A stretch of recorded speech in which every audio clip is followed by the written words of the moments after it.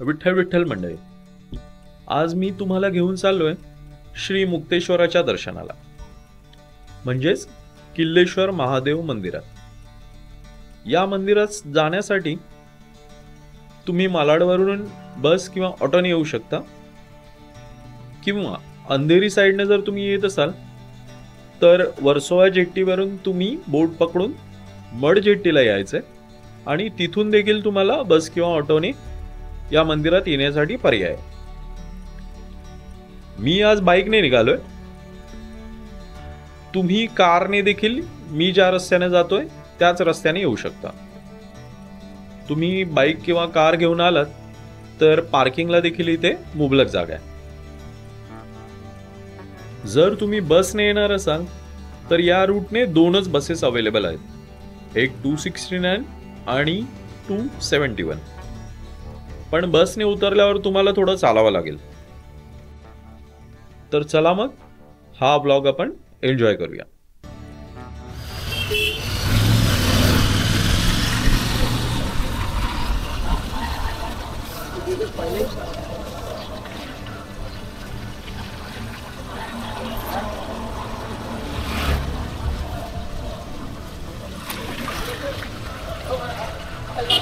रस्ते थोडे खराब आहेत इथे.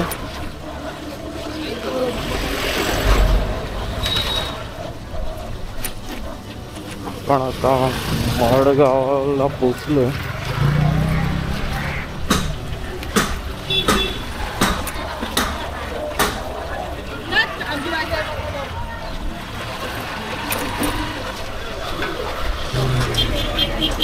हे सर्व तुम्हाला सकाळी ना अशीच गर्दी दिसणार, कारण हा मार्केट एरिया आहे. इथे फिश येतात सकाळी.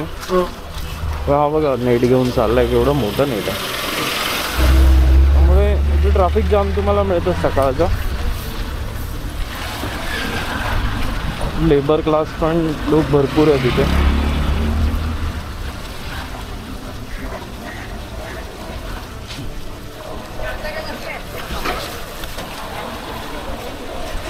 आणि रस्ता पण फार निमुळत आहे. तर आपल्याला मंदिरात जाण्यासाठी या किल्ल्याजवळ जाण्यासाठी हा राईट आपल्याला घ्यायचा. Air force station mud island.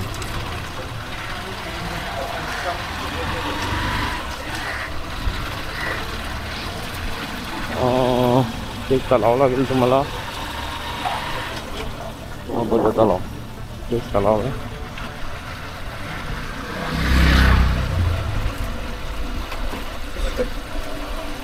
एअरफोर्सची colony पण आहे. ॲक्च्युली एअरफोर्सचाच बेस आहे इथे.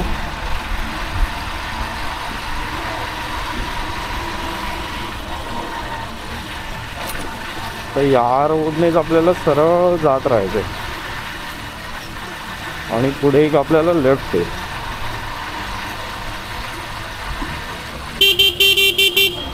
बघा इथे थोडं गाड्या सांभाळून चालवा, कारण असेच तुम्हाला रस्त्यामध्ये लहान मुलं किंवा कोंबड्या प्राणी काही ना काही तिथे असतात. तिथं ड्रायव्हिंग व्यवस्थित करा. कोणाचा डॉग आहे, कोणाची तरी वाढ बघ. हा हे बघा, हे डोलीचे नेट आहेत सर्व. ते फाटतात, ते शिवायची कामं इथे ते करतात.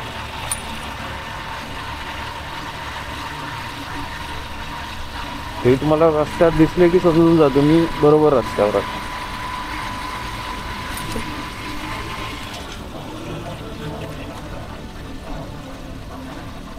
सरळ गेलात तर इथून एअरफोर्सच्या बेसजवळ जाऊ शकतो आपण, पण आपल्याला तिथे जायचं नाही. तो रिस्ट्रिक्टेड एरिया.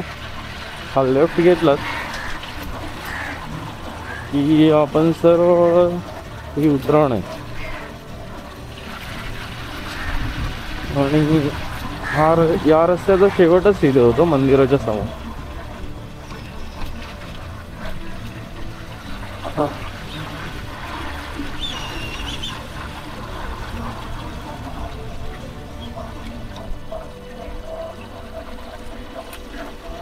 ही समोर भिंत दिसते ती आपल्या मंदिराचीच आहे.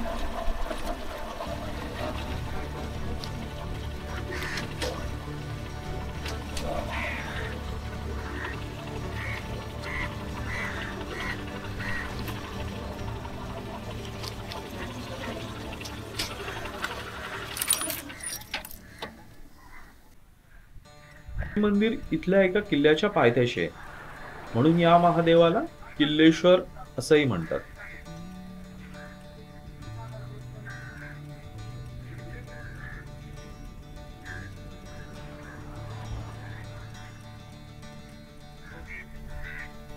हे मंदिर फार प्राचीन आहे. इथल्या एका गृहस्थांकडून मला कळलं हे 12व्या शताब्दीतलं मंदिर आहे. पण कालांतराने त्या मंदिराचा जीर्णोद्धार झाला आणि जे तुमच्या समोर आहे आता ते जीर्णोद्धारानंतरचं मंदिर आहे.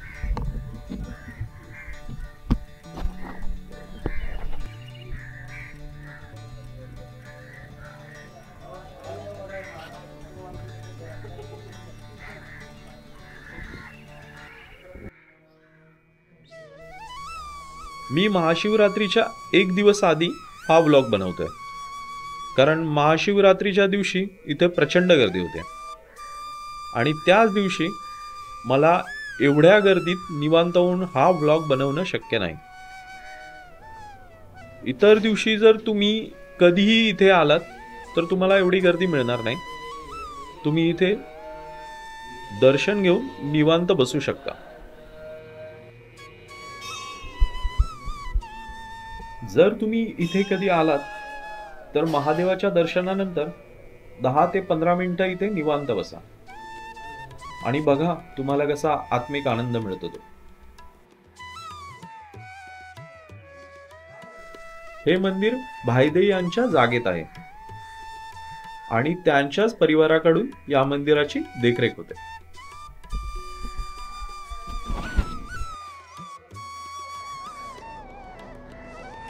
या मंदिरात काही मागण्यासाठी येऊ नका, त्याच्याशी एकरूप होण्यासाठी आहे. त्याने तुम्हाला जे काही दिलंय त्याचं स्मरण करण्यासाठी आहे. आणि मग बघा तुम्हाला आयुष्यात जे काही हवंय ते कसं मिळतं.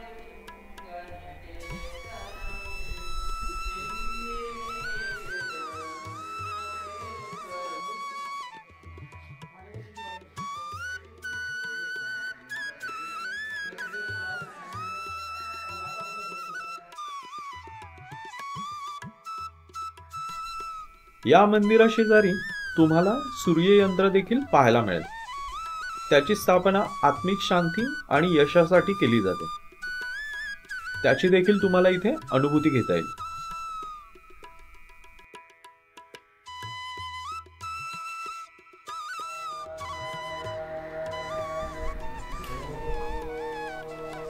जर हा व्लॉग तुम्हाला आवडला तर प्लीज या चॅनलला लाईक आणि सबस्क्राईब करायला विसरू नका.